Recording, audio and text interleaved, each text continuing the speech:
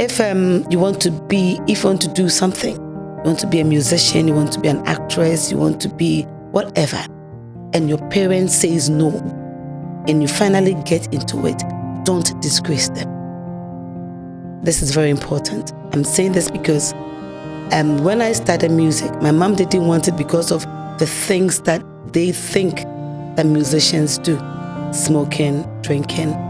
So my first performance at Art Center, the band that was actually supporting, the guitarist, the bass, the leader has something in a bottle, was actually giving them some to drink in a small glass. So he came to me and he said, my dear lady, there are about thousands of people there and you'll be shy. So if you take this to high, you'll be able to perform. And I said, no. I've been performing at Black Santa in Cape Coast. You know, the Black Santa night, all the schools come. Over 6,000 students, I perform. And I'm not a shy girl. I'm saying this because if I had taken it, I would have had some right now with me, because I think that made me do what I did that day. And anywhere I go, my mom comes to sit right in front. So I just opened the curtain. I said, have you seen the Queen Mother sitting? That's my mom. I'm not going to start drinking for her to regret allowing me to be a musician. And that has kept me till date. Now, if you look at the younger ones, the upcoming musicians, some of the musicians, they are being introduced to things like smoking. And then, so when the person doesn't get it, the person cannot go on stage and perform. When the person doesn't get it, the person cannot act. And they think that is making them do what they need to do. But no, if it's a gift from God, there's no way you need something to be able to do what you want to do. Some doctors take something for them to sit down and be able to do things. Some people take something for it to help them, but they forget that if it's a gift, God does not add bad things to it to spoil you.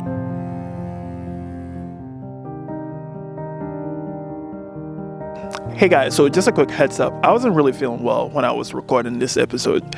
I came right from the hospital and drove like an hour to meet our guest, and we had a lot of technical difficulties. So you would notice some audio differences or changes in some of the quality as you watch this video. So please bear with me. Secondly, guys, last week I introduced you to Afrix, a money transfer app for sending money from abroad to Africa. But none of you guys downloaded this app. Please guys, I need you to download this app and use my promo code Dennis1. I have 20,000 subscribers, but 0 people downloaded this app. If you guys don't support me, I'm gonna lose this sponsorship. So please go on your numbers, download this app, and not only because you want to support me, but also they have very good rates. So please download Afrix and use my promo code, which is Dennis1, and you will get $20 for your first transaction, which is above $150. Thank you. Welcome to the Dennis Benzo Show. Today I have a legend on the podcast. I remember listening to this lady when I was like a baby. She's been in the Ghanaian music industry for so long. And actually, I don't know, I thought she would be older because I was so little when I heard her song. But I met her, I'm like, wow, she's so beautiful, she's so pretty, she aged so well. Thank you. Welcome, Akosua Agyapong. Welcome, Auntie Akosua. Thank you. Just go Akosua Agyapong. I always say this. I always say that if it's your musical name that you use, the minute you bring in Auntie Akosua, it becomes something else. Yeah. And I always say that Michael Jackson was never called Uncle Michael Jackson or Daddy Michael Jackson or Whitney Houston. It's just the name. So just feel free and say Akosua Agyapong, I'm fine with it. But you know, it's the African culture in us. I know. But the minute you bring in mom or auntie or Madame Akosua Agyapong, it doesn't sound the musical name that one would like to know. Exactly. So I think it's better if it's Akosua Agyapong. So I'm fine with that. I'll catch myself. Exactly. Okay. Akosua Agyapong. So listening to your song ever since I was a kid, and then like you're a legend. Yeah. And then your songs have helps a lot of us. Like when you listen to the songs, it brings memories. It's not just a song. Yeah. I remember where I was at this time listening to the song. Exactly. The connections I had with my family, my siblings. When I listened to a song, I've lost some of my siblings, and I remember it brings that. You may think you're just writing songs, but it's not just songs. You are giving us memory. You're giving us hope with your songs. But we would like to know, most of my audience are not Ghanaians. That's okay. And I know your songs transcend Ghana. It's worldwide. Yeah. So we would like to know you. Who is Akosua Agyapong? Okay. Where are you from? How was growing up like? Okay. I would say thank you very much for this interview. You're welcome. And I know that it's going to go far because most of the time when you're being interviewed, something that you say helps somebody who is listening. Actually, my daddy had 16 children. What? 16? Yeah. And my mom had 5 girls. Out of the 16 children, I'm number 15. And my mom, out of the 5 girls, I'm number 3. Actually, I grew up in Accra. My dad actually is from Oda, he's late. And my mom was a queen mother at Ahinema Kokobi, and that is in Kumasi. But we're actually from Bremai as well. I went to primary school at Harrow International Preparatory School. That was at Abeka, and it's still there though. Wow. And then I went to Holy Child Secondary School in Cape Coast. Oh, I went to St. Augustine's. You see now, good. So I'm an Hobson. And actually growing up, I really loved singing and dancing. It was my passion. So as young as I was way back in primary school, I remember, those days we didn't have stage. So we actually put the tables together and they put us on the table and we perform. And I was doing all the cultural dances because I just watch you do it and I just pick it. So I was actually doing the agbajado, tofo, the adua, everything. Way back in schools, I was actually into acting as well. So when I got to Holy Child Secondary School, it was fun because when you get to Holy Child, you have to get to Form 4, as you know, before you can go out. But I started going out when I was in Form 1 because of the cultural dances and the way I used to dance. So growing up was like, I really knew what I wanted to do. And I loved music. I loved acting. So after school, finishing Holy Child Form 5, my mom said, you have to continue. I said, nah. I wanted to be an actress, musician, but my mom didn't like it. Because way back, they were thinking that being a musician, you either you start chasing, men will be chasing you, maybe you smoke, or maybe you drink. That was ideas that people had in their heads. I'm talking way back. So I had to look for Nana Kwame Ampedu. Before that, that 1988, that time the HIV had started coming up. So Ministry of Health actually asked people to write songs about it. And I thank God that I wrote it. I wrote a song as well. And then over 1,000 people wrote songs to Ministry of Health. But they selected best 10. And I was one of the best 10. Wow. But I haven't even started writing music. Wow. Nothing. Yes, 1988. So how old were you around that? I was 18 years at that time. Wow. Yeah. I was 18 years and I was part of it. So I had to go and look for musicians because we were going to play live. And those times, Orion Cinema was actually our conference center. But that was where performances happened. So I went to look for a lady called Lady Talata. And then she brought in Kabobo, he's also a musician, to play the drums. And then we got other guys to play. So I actually went to face it was a competition. And out of the 10, I placed 3rd. Yeah, Nana Pedu placed 1st. Papa Jansen was 2nd, or Adolf one of them, and I placed 3rd. Wow. So Nana Pedu said, hey, he said in tree, meaning this small girl, and she actually compete with us. So I didn't hear from him till 19. Please hold on. So you hadn't written a song professionally? Yes, I was actually writing songs, but professionally, like going out there to compete, no. And you were competing with these legends? Yes, because we all wrote songs and then we took it. And so they sat down and they selected 10 out of the thousands of songs that were that was brought to their office. Wow. Yeah. So in 1989, I kept on convincing my mom, but she still said no. So I finally had to go look for Kwame Mpedu because I saw him at the competition and he liked what I did. So I convinced him, and then he came with me to see my mom. I lost my dad 1984. That I was in Form 3, Holy Child. So and my mom every Sunday she plays Kwame Mpedu songs, A.B. Krenzel, Papa Jansen, the legends, and then she plays good songs. I'm using this because I was listening to good songs, so I kept on writing good songs. So Nana Mpedu came. My mom said, "Hey, Nana, in tree, what about me fee? You've come to my house. What brought you here?" Said, "Your daughter pulled me here." So finally, my mom gave in that I should start music, and my mom actually paid for my first recording studio fee. She paid everything. And Mpedu looked at the songs. He rewrote some, and then he corrected some of it because I wasn't actually writing tree. I still don't write tree. So what I do is, those days we had something called the Walkman. Yeah, so I record all that I do. Then I had keyboard in the house. I play a bit of it just to make sure that I'm doing the right thing. So you played a keyboard as well. But I stopped playing it, so I don't remember even how to go about it anymore. But I was playing the keyboard so that I can remember what I was actually writing. So Nana Mpedu convinced my mom, and then my mom said, "Now she's your daughter." So people think that I'm from Kwel. People think that because of Nana Mpedu, they thought that he was my real dad. And he has been my dad till he died. And so Nana Mpedu was fun working with. And so my first TV program that came out was at GTV, that they used to call GBC. Yeah. And then my first appearance was on Weekend Rendezvous. People that the Ghanaians that I listening know about Weekend Rendezvous.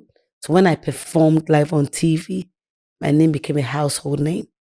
And so 1990, my first album came out. So I've been in music for 34 years. Wow. Yes, I've been in music for 34 years. And then I realized I had acting in me.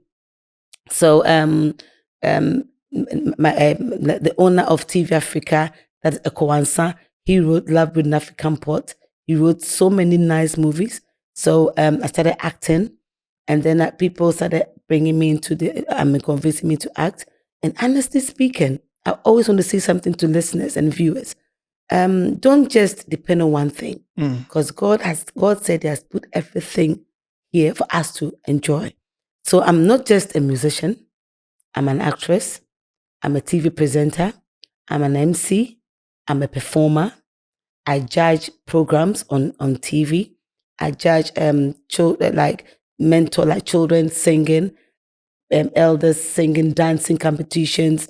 They are doing maybe Miss whatever, maybe Miss Agyapong or Miss whatever. They call me to judge, and this is what I've been doing. I'm all around. And I thank God for that. I'm a motivational speaker. I meet women. I talk to them about relationship. I go around to the schools. I talk to them about relationship. And I just don't do that. I add my art, my performance to it, so they listen to it. Because any dance that comes with a youth, I make sure I know how to do the dance. So when I get to the youth and I do that, they become happy, and then I get their attention. So as I said, I've been in music for 34 years. I'm a mother of 6. I have 4 girls and 2 boys. And 2 of my kids are into music as well. My oldest, Rama, and Ebodia are into music. Akosua, I love what I do. And I want to advise one thing before your next question comes. If you want to do something, you want to be a musician, you want to be an actress, you want to be whatever, and your parents says no, and you finally get into it, don't disgrace them. This is very important. I'm saying this because when I started music, my mom didn't want it because of the things that they think that musicians do, smoking, drinking. So my first performance at Art Center, the band that was actually supporting, the guitarist, the bass, the leader has something in the bottle. Was actually giving them some to drink in a small glass. So he came to me and he said, my dear lady, there are about thousands of people there and you'll be shy. So if you take this to high, you'll be able to perform. And I said, no. I've been performing at Black Santa and in Cape Coast. You know, the Black Santa night, all the schools come. Over 6,000 students I perform. And I'm not a shy girl. I'm saying this because if I had taken it, I would have had some right now with me. Yeah. Because I think that made me do what I did that day. And anywhere I go, my mom comes to sit right in front. So I just opened the curtain. I said, have you seen the Queen Mother sitting? That's my mom. I'm not going to start drinking for her to regret allowing me to be a musician. And that has kept me till date. Now, if you look at the younger ones, the upcoming musicians, some of the musicians, they are being introduced to things like smoking. And then, so when the person doesn't get it, the person cannot go on stage and perform. Yeah. When the person cannot act. And they think that is making them do what they need to do. But no. If it's a gift from God, there's no way you need something to be able to do what you want to do. Some doctors take something for them to sit down and be able to do things. Some people take something for it to help them, but they forget that if it's a gift, God does not add bad things to it to spoil you. Hey there, sorry for the interruption, but I have a couple of announcements. I have only 3 announcements. First off, if you haven't subscribed to this channel, please subscribe to this channel because that is the only way this channel is going to grow. We have so many testimonies for you. So please click on the subscribe button and click on the notification bell to get notified each and every time I upload new videos. Please comment. It doesn't matter if it's just an emoji because your comments will help the algorithm know that this is a good video and it will push it to other people to watch. Secondly, I really need your prayers because the enemy is not happy when we are doing something great for the kingdom of God.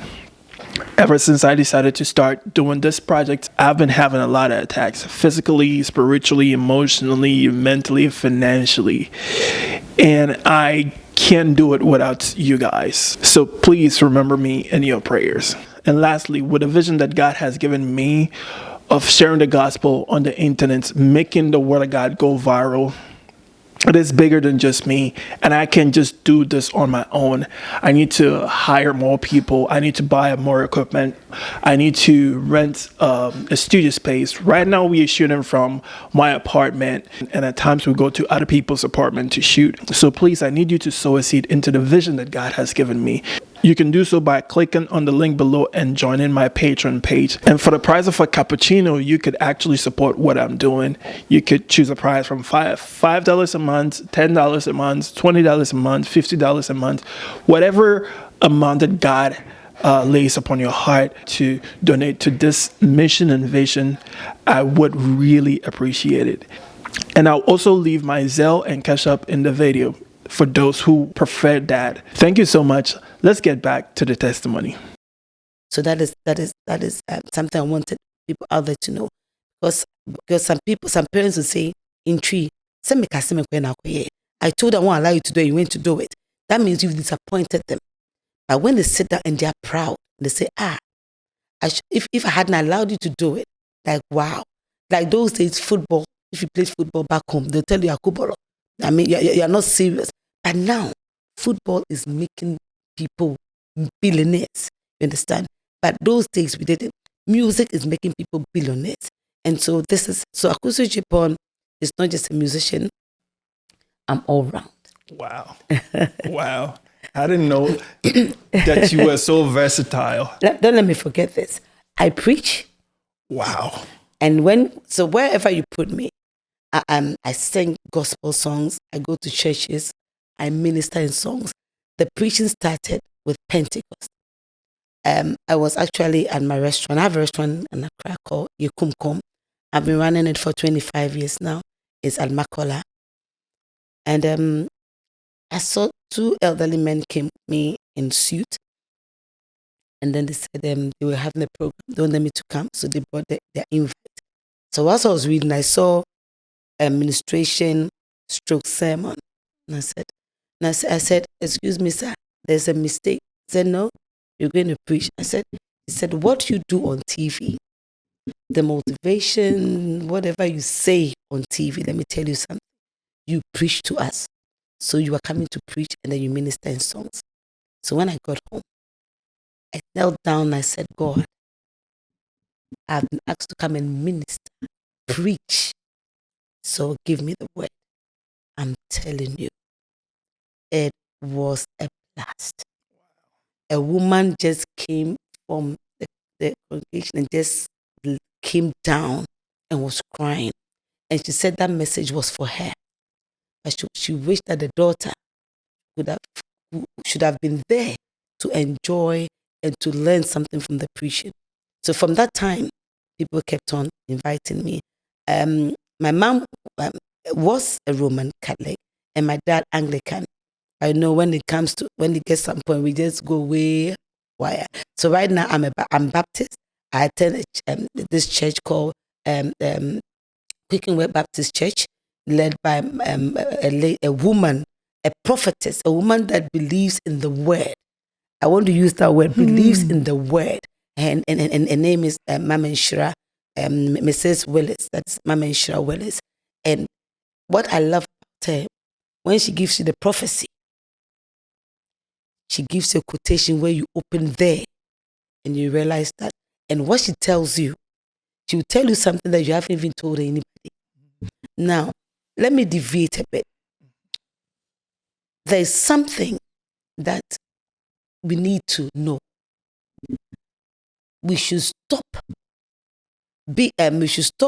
running before walking.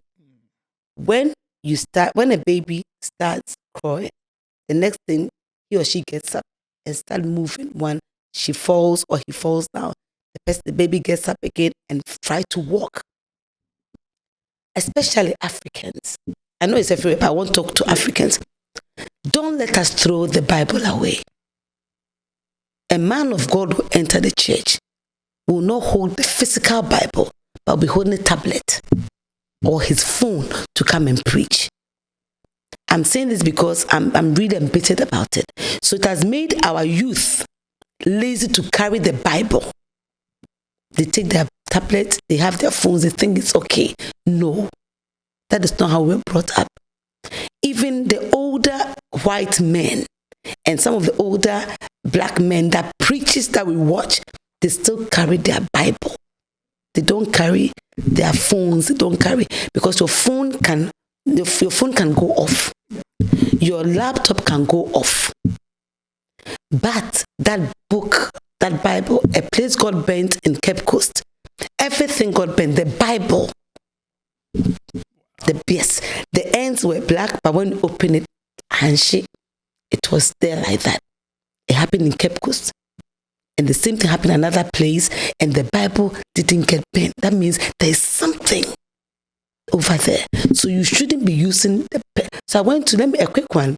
I was invited to come and preach somewhere. Relax. I was asked to come and preach somewhere at Koforidua. So when I got there, it was a 3 days program. So I was preaching on Friday and I'll preach on Sunday. So the Friday was all night. So when I got there, I saw the men of God packed on the up there, the congregation were down. So on the stage, the men of God were all there. So when I got there, I asked them, everybody should raise the Bible. Then I saw people raising their phones. I said, no. I said, Bible. And I told them that I don't care if you're a man of God. If you didn't bring Bible, get up. Just stand. So I saw that some of the elders got up, and looking at my back, the men of God, some of them got up because they brought their tablet. And I said, because today is my first night, I'll allow you to sit down and enjoy what God is going to use me to do. But I'm betting you on Sunday, if anybody comes with your phone or your tablet, I don't care preaching to 2 people. If you don't have your Bible, I'll walk you out. On Sunday, they brought their Bibles. You can see the Bibles, maybe a full new Bibles. New Bibles, they raised it up. And I said, if you enter my room now, I have my Bible on my bed. the Bible is lying on one of the pillows, so that when I get up, I'm even feeling lazy, and I just turn it, God will give you a message, especially Psalms. You will get every answer you want from that place. So I just want people out there to know that we shouldn't throw that book away. But there are some things in the Bible too that I think that it's about time that our learned pastors, I said it in Ghana, I said, the pastors, now you've gone to big schools, go back to Israel, where the Bible actually started. If I'm wrong, correct me. So that the Hebrew words that were translated need to be translated again. Because, let me give you an example. If you're a man of God preaching in English, in the congregation, we have people from Ghana. A lot of them are Ghanaians. But I realize that we have some Nigerians and some foreigners. So maybe you ask your assistant pastor or your translator to translate it in Tree. You understand Tree, but you want to preach in English so that he can translate it in Tree. Sometimes the man of God will say something and the translator will give wrong translation. Then immediately he will say, I didn't say that. Man can say, they can say. You will correct immediately. Now, if you look at the Bible and you go back, those that really read the Hebrews, where it says that some of the translations, I'm being honest today. Now, let me give you an example. You know what is called prekese? Yeah. Prekese, you get it in Israel and then Ghana. That is where prekese is. But prekese, Israel there is like gold to them because it's very good. It does so many things to the body. And does so many things, even if you put it in water. Prekese does so many things. We call it prekese. The Israelites will know what they'll call it. So what name will the France and other people call it? Because they don't have it. So what translation will be there for them? So there's some translations that we should know. There are some things in the Bible, when you read, you can say, wait, they are no thing. You understand? And I say this because some of the things there, you know, by Christianity is free. It's your heart. I always say things. It is somebody can be holier than thou. What the person is doing is even worse than the person that he or she is calling a worldly person. Yeah, we are all in the world, so we are all worldly people. But it's about time that the truth must be. Look, I said something, and I'm going to say it here. Yeah, you know, back home they said sex before marriage is bad. And I came out to say that sex before marriage is very important. The men of God didn't understand me. They had a meeting about me. With me, I tell you the truth. That is me. Why did I say that? A question was asked that how many times is maybe sex too much in a relationship? And I said, the partners don't know each other. I've met you. I don't know what you like. You don't know what I like. Where I'm sorry to use the word, sex is concerned. We get married. I realize that you really want to always hold me, cuddle me. You always want to have me. I don't like that. But I didn't know that. So after getting married, we are having so many divorces. And when you look in the Bible, we have more than 32 divorces that God is talking about that he doesn't like. How many fornications do we have in the Bible? A lot. Divorce is more than fornication. Divorce is a lot because God doesn't like divorce. Now let me tell you something. If I know you, those days, ask anybody, I know some older people are watching, those days, they give the woman to you to go and stay with her. Have your kids with her. See who you are marrying before the man will say, Monko wareni mami.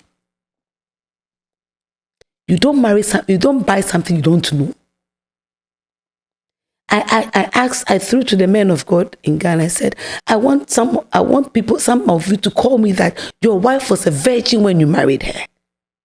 They are making things so difficult. People are divorcing. We are getting more divorces, more than marriage in Ghana now. I'm using Ghana because I come from Ghana. Some of it 3 months, 4 months, 1 year. They say, what check 5 years. The divorce cases that I went to meet at one of our how do you call it, AMA, KMA in Kumasi. That day, I had a meeting with the mayor, and they were dealing with 160 divorces. Oh my God. Yes, 160? 160 divorces that month that they had to work on. My question is, why did they marry? They didn't know each other. Now, some of the men of God are insistent. Now, when you insist, and meanwhile, some of the choristers that are there, some of the beautiful girls, some of you have even slept with them already. And so, what's no sex before marriage? I don't see it. It doesn't sound normal to me, because the day that a lady called at my program. She said, "Mommy, I didn't know my husband. I'm sorry, my husband was impotent. I didn't know." Now look at a young girl that has gone to marry and the husband is impotent. What is the next thing to do? Either she'll cheat or she'll divorce.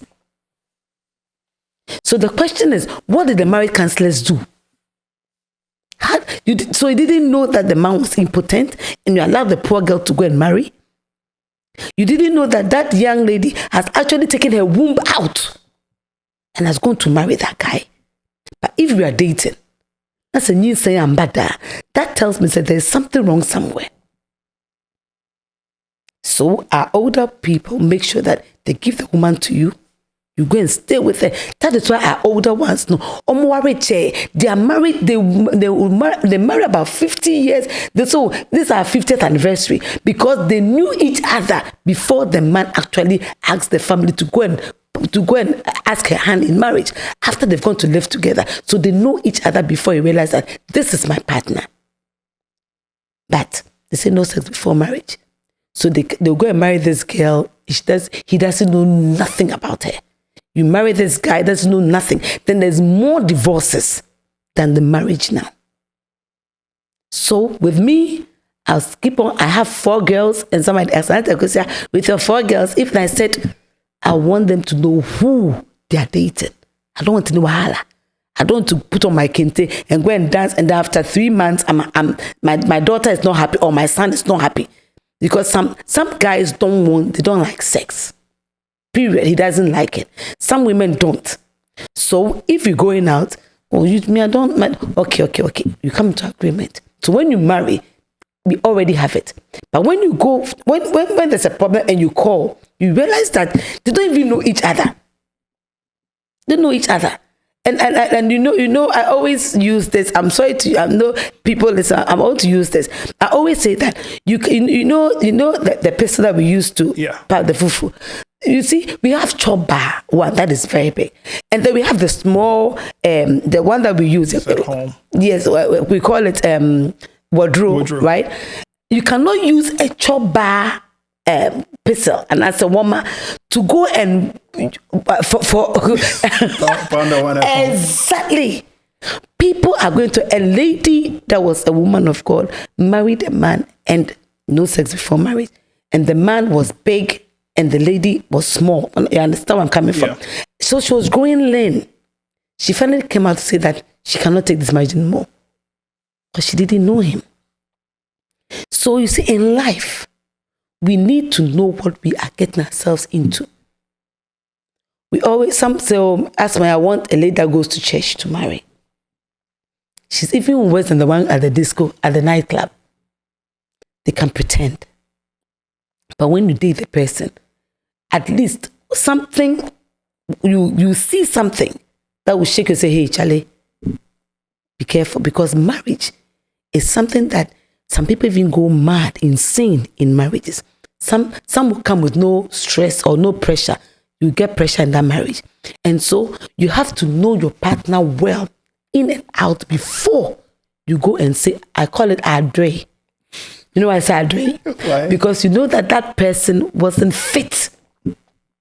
You realize that your man beats you, your woman insults you, she doesn't respect you, your man doesn't respect you. In front of people, he says anything he wants. He doesn't even respect your family because maybe he's rich. He showed you all this, but you ignored it because of the money he has. And now that you are in, you are complaining. You saw it before going into it. And so as such a person, oh yeah, Dre. Because you cannot go and say, Dre, because oh yeah, Dre, because you know what you're getting yourself into. But you saw that the woman is beautiful with very nice form, a film physical, you know, that girl, she comes from a very rich family. She's beautiful. If you see my girl, Charlie, you go bow. Are you going to marry the beauty? Are you going to marry her hips or her nice legs? It's going to go beyond that. So immediately you tell yourself you're going to get married, you should know who you are going to spend the rest of your life with. Because it can cost a whole lot. Can even spoil your work that you're doing. Some ladies even make their men forget what they're supposed to do. He goes to work and it's like he's sitting there and what he's supposed to do is not, because he's confused. Some women going home, they get scared. I'm going to meet this man again. I'm just 3 minutes late. He's going to shout on me, you know. But if you go, definitely you go into his house as boyfriend, girlfriend, he will show something. We're supposed to have gone, what happened? That's why I said marriage. The M is maturity. It doesn't matter your age, is maturity. That is the M. The A, you have to accept the person as he or she is before you put that ring on. The R, you should be ready for anything that comes in. The other R, responsibility. Some men are not responsible. Some women are not responsible. You knew the person was not responsible, but you still went to say, I do. The I, you have to ignore. You realize that your man, your woman, she snores. He snores. You still went to say, I do. So you have to ignore the things that you see because you've already gotten married. The A, you have to accept. No, you have to admire. And then the other A, you always have to make sure that you adore your partner. When you admire your partner, whatever you see, you love the person the way the person is. The G, you have to be grateful. You buy something for your girl. How does she take it? Oh, sweetheart, thank you. You bought it for $2, but she's grateful. So the next time you buy something $5, but you buy something $2. What is this? This cheap thing. You are buying something from me. Look at me. And you buy this cheap thing. She's not grateful. Because whatever you do, he or she is not grateful. Yeah. You buy shirt for your man and says, why do you buy this cheap material, this cheap cloth? He's not grateful. That is the G. The E, you have to entertain anybody that comes in.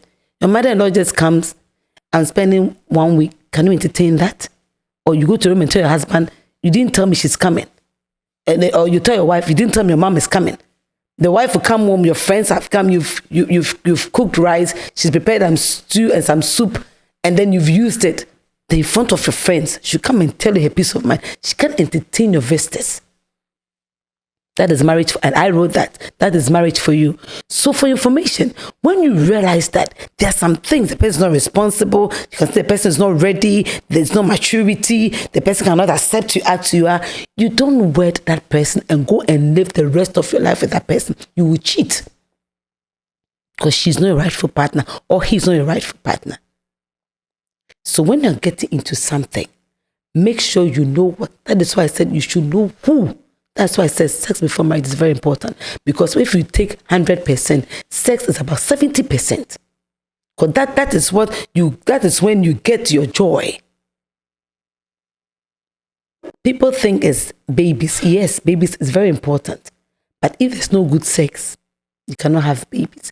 Because every time it's like the person is hiding from you. You are not Mary, that God will come and say, I'm coming to give you Jesus. And so in life, you have to know what you are getting yourself into. It's very important. Because a lady just got mad because the husband engaged her, wedded her, The man traveled. They had 5 kids. After 15 years, the man sent a message she should get married because he has gotten married. He has moved on after wasting her time. Wow. Yeah. 15 years. After 15 years. So the woman went nuts. She went crazy. She became mad. Not mad in anger, but she became mad. Not draining or boredom. She'll be talking. Then she'll laugh. Then, you see, that's how far marriage can get you to.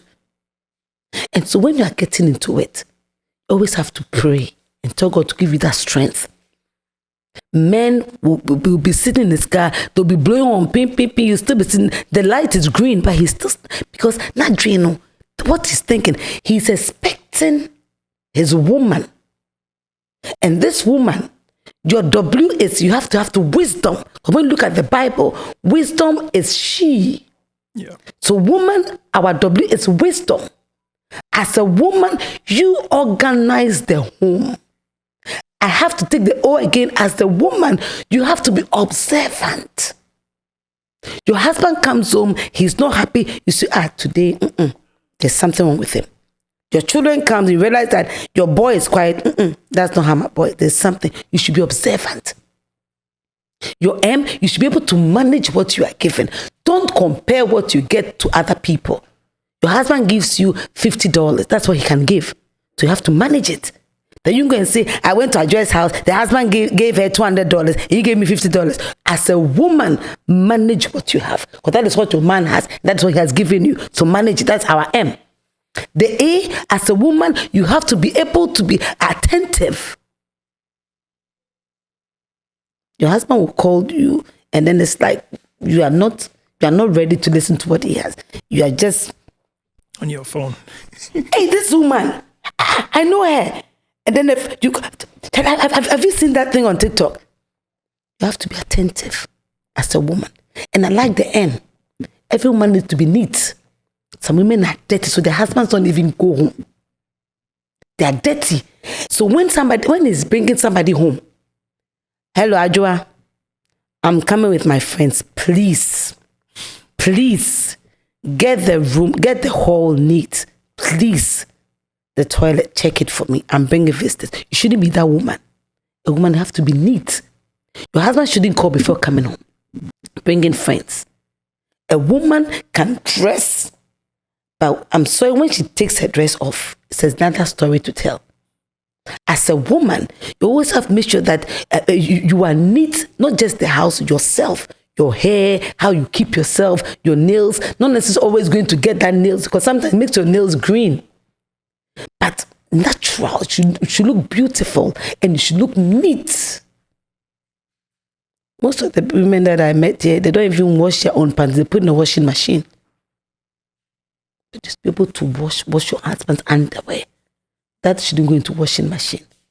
Your husband should be neat through you, the woman. Your husband wears his shirt and you see that, yes, that is my husband. He's neatly dressed. Nothing and they call an eye brown. Then you can't even, when you are going out to the, pull your jacket towards, like that place is not, that your top is dirty. Who is supposed to take care of him? You are supposed to take care of him. He has to look neat. And it's from you, the woman. And when they insult your man, they insult you. So when they're saying, this man tell you, you need to dress it. This should. One of you will say, it's my wife. Or if you're not married, it's my woman. It's a man saying that my woman did it. He's so proud.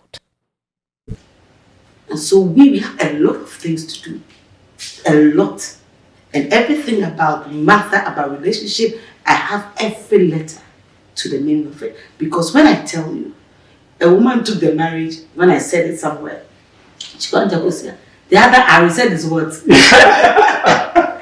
Because she was going to do it and put in the glass and go and give it to the daughter at her wedding day. So that he said it's a big present to her. So she should be looking at it and be correcting herself. Mm-hmm. So in life, everything that you do, think of yourself first.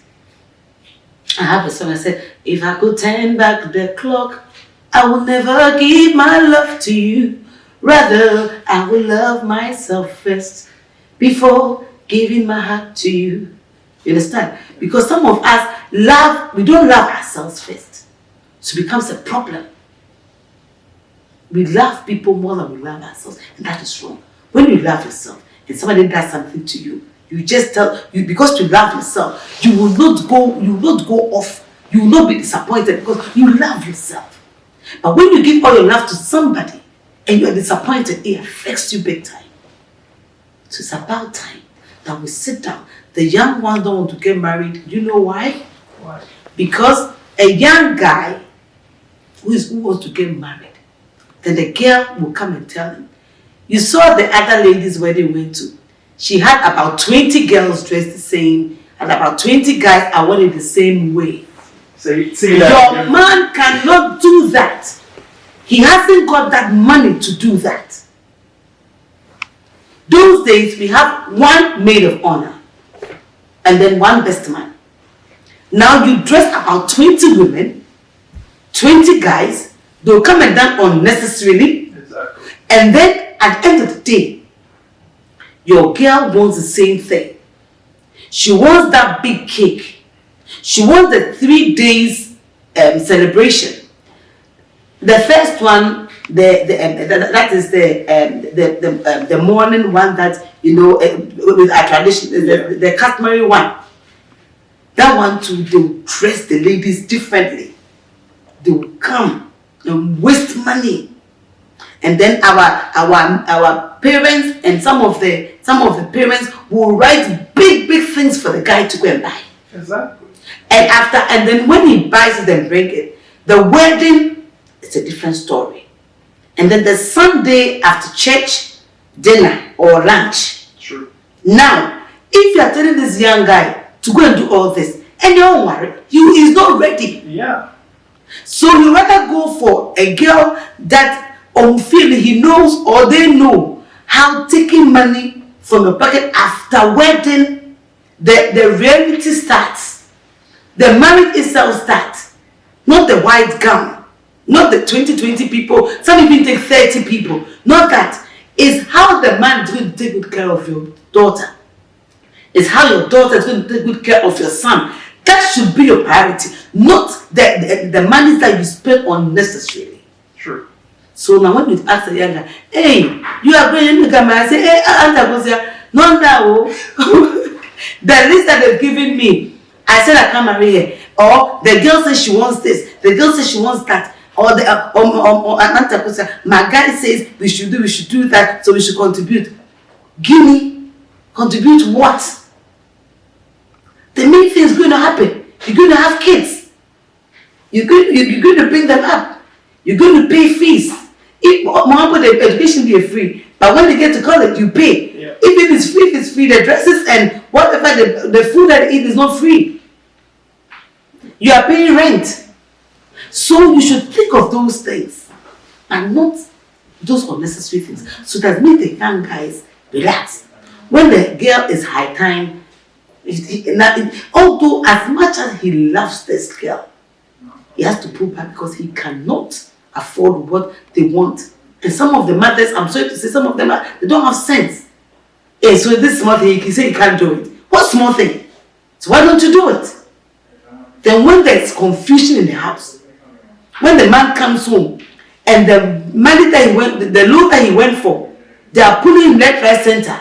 And he comes home and saying, this is so in the house, we don't have this, you don't have that. With you, you are working and you are hiding your money. The man should do all of it alone. At the end of the day, you are pushing the man out. Some men are not humanizers, so we make them humanizers. We the women. Look at yourself in the mirror. Ask yourself what you are doing to your man. Well, some of the men they you can do whatever you do. If you go out, you go out. Some of them, so you see, on there he's a dog. Anything in skirts. But some men are not brought up like that. They stick to their women. They are faithful. But some of the things that their women will do, the insults, the respect that is not there, makes the man go out there. I'll give you just 5 of my relationship, and others, if I give you all, people start writing it. Look, they have positive and negative side in relationship. Is there respect? That's the positive. The negative, or the person is rude. The does the person encourage you or the person envies you? The L, is it love or lust? The A, does the person appreciate you or the person abuses you? I'm continuing again. And then we're going to start writing it. You understand? And so at the end of the day, I'll be coming on TikTok very soon, so you get more. We are waiting for you. So at the end of the day, you saw all these things. The person was rude, there was no respect. The person wasn't encouraging you, the person was always envying you. The person wasn't love, it was lust. And you still went in to marry such a person. Why? What is wrong with you? So when it comes to marriage, you look at the relationship side. How is it going? Before you go into it, is the person expensive? There's this human hair back home in Ghana. It's about 5,000 now. Before it was about 1,000. A woman that time 1,000 is about 10,000 anyway. That time, so a woman can sit down and buy 10. And so if the person has dated a sugar daddy who can buy 10, and you the guy that you pay is 1,000 Ghana a month, and the lady wants that human hair or set of 5, can you buy 5,000 just for the hair? If the workmanship hasn't even come in, left alone the food that you guys will eat. So see the woman, look at her and see whether you can afford that woman there. Don't look at the beauty. Don't look at how handsome the guy is. Some guys are handsome, expecting their women to take care of them. Because he knows that when he goes out, the women love him. I'm sorry. You will not be like that the whole time. You grow. And that lady that was really taking care of you, you should really respect her, because you will be jumping from one woman to the other. You realize that when you end, it's horror. Be careful what you get yourself into. That's why there's so many divorces. They don't know who they're getting married to, who they got married to. But if you're going back to them, and you're not going to give lists that will push the men away. This new thing, every wedding that you see, or again you see people coming, the young girls, then they'll be dancing, then they'll be before the people, the bride and the groom comes, and then Abba. Please, let's tone down that thing. If you have money to do it, we don't have a problem with it. But if the person getting married to hasn't got it, please don't tell them you want that. Some people go for loans. They go for loans and do these big things. Then after the wedding, it becomes a huge problem. There's no peace. Okay. There's an African country where these people did a luxurious wedding. They went for a huge amount of loan, like $60,000 or $70,000. Joking. In Africa. Okay. For the wedding. Okay. And they were like, oh, we have invited VVIPs. Yeah. And these people are gonna give us as money to go and pay. Yeah. The money they got from the gifts wasn't even up to $10,000. Okay. And they both committed suicide. Look at that. You see what I'm saying? It doesn't make sense. I mean, I'm very particular about the way you see a young girl, very beautiful, and at the end of the day you realize that things didn't go on well for her because of maybe this big wedding that she wanted, or maybe because the guy made her go for loans. Sometimes the women go for loans for the guys, because if you don't do it, I can't marry you. There are people who want to marry me. The fine boy. So then you, the girl, go and spend money. Then you tell her, I didn't ask you to go and do it, then pay it yourself. You see, let's get responsible partners. Women were supposed to be supporting the men. But some women are like, they have POP. I mean, they just have it like this because their mothers are advising them that, hey, a man is supposed to take care of you. So don't be giving your money to the man. Hey, the man is supposed to, if kids come, he's the only one who's supposed to help. You're supposed to help him. That is when he will love you more. But when he meets another lady that is supporting him, you said your kids is something, take it. He's not married to that woman, but that woman is supporting him and he brings it to you at home. You are pushing your man out. Some advices from mothers and some parents, you have to stop it. She's married, he's married. Let them live their lives. If they want advice from you, they will come. Advise us on something, and advise you think before you speak. So most of the time, tell them that don't go to parents. And what I tell them sometimes is, when you are angry with your man or you're angry with your woman, don't tell your mother, don't tell your siblings, because they will hate her. When you guys come together, they will still hate her, they will still hate him, because you've told them some painful things that he did to you.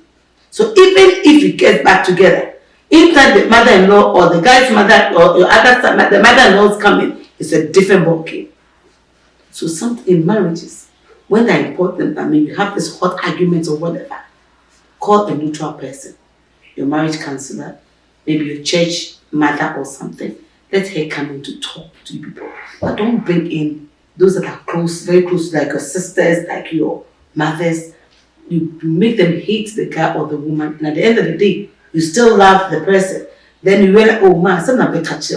I can tell you, it's okay, leave it. No, look at what she did to you, and you still love her, you still live with her. So you make sure that you don't tell them anything. The two of you will work things out. If it's overboard, don't worry. You would forgive your partner very easily. Very easily. But your parents will never forget. No, especially your siblings. Never.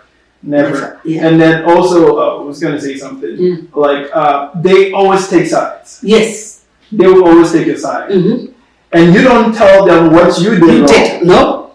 Because I want my story to be good, I will go and tell them what you did. And I'm happy you brought that. I always tell them that when people divorce or when there's separation, I will say mine, great. The man will not bother to talk, or the other way around. I always say something. I might have done something to you, but because you loved me, you just brushed it off. But you did something to me, and maybe I get mad and say I will not marry again. Then there's divorce. You are not being fair. You don't come to radio or TV to bombard your partner. Because you did something, but he brushed it off because he didn't want to make it a big deal. But you are making yours a big deal. So when there is divorce, when there's separation, whoever it is should know that throughout the marriage, I was not always correct, or you were not always correct. Something happened, but I sat in, or you sat in because you wanted it to work. So don't always put mistakes on one person. Or that particular, what happened came out because you think it was bad. But if I start telling you what you did during our marriage, you should know that I could have left long time. Yeah. So when there's separation and when there's divorce, we shouldn't put the blame on one person. The two of us came in and the two of us walked out. Whatever happened is between the two of us. It didn't go down well. You didn't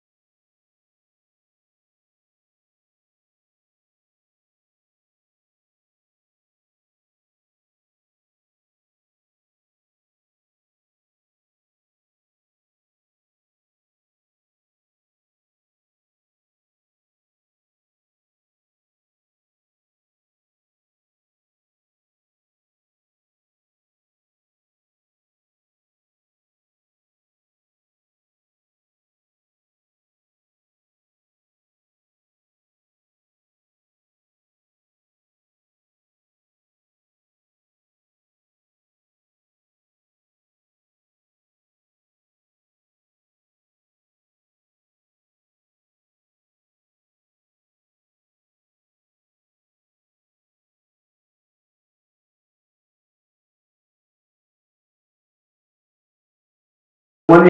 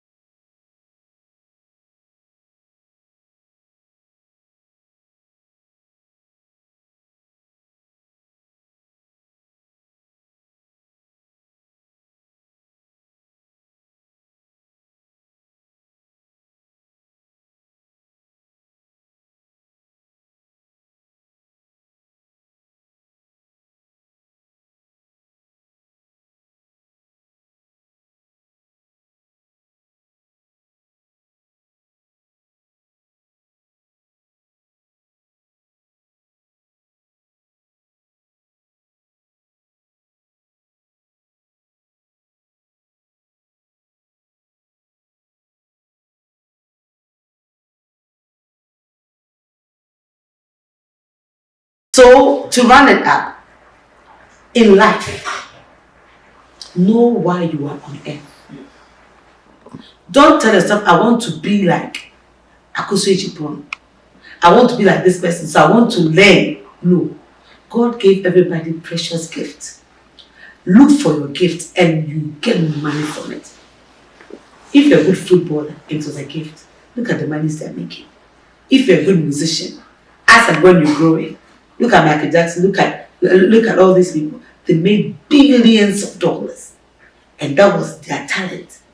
So I cannot be like Michael Jackson. But that's not what God gave me. But when I stand to minister, when I stand to perform, sing and perform, those musicians that are coming, the female musicians, cannot perform as I perform, because that is what I have been given. So don't try to be like somebody and force and sing like the person. Be yourself. And God will, and you make money out from that, because it's a gift God has given you. It's a talent God has given you. Look at the man in the Bible. He gave the talents, he gave everybody his own. Someone to put it and buried it. But the sensible one used it wisely. And God took everything from the rest and added it to the one that used it wisely. So if you use your talent wisely, the gift that has been given you, if you do it wisely, God will bless you and give you more. Don't be like somebody. Be yourself. And God will bless you. Wow. This has been awesome. She says, don't be like somebody, be yourself, and God will use you, and also use your talents. Because the Bible also says that your gift will make room good for you. Yeah. So use the talents that God has given you. Precisely. If you didn't use your talents, well, God will take it and give it to I'm saying you personally. I wouldn't have been here. If you became a nurse, nobody would have known about you. My mom knows that I'll have never been a nurse. She tried everything she had, but you see, that I knew what I wanted. And as I said, if your parents allow you to do what they didn't want you to do, don't disgrace yourself, don't disgrace them. Make them proud and say, we are sorry, you would have missed all this. And don't let them say, we told you not to do it, you went to them, look at the outcome. That one will not help you.